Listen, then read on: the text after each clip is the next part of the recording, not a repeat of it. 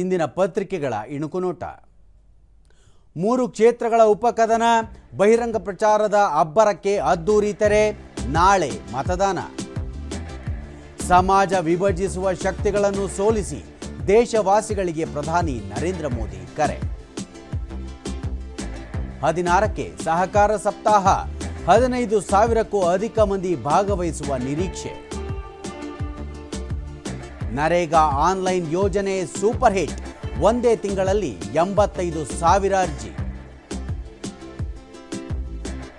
ಮಹಿಳೆಯರ Asian champions trophy, Bharat ತಂಡಕ್ಕೆ ಮಣಿದ Malaysia. ಇವು ಇಂದಿನ ಪತ್ರಿಕೆಗಳ ಪ್ರಮುಖ ಸುದ್ದಿ. ಉಳಿದಂತೆ ಮಹಾರಾಷ್ಟ್ರ ಜಾರ್ಖಂಡ್ ಪ್ರಚಾರ ಅಂತ್ಯ, ನಾಳೆ ಮತ.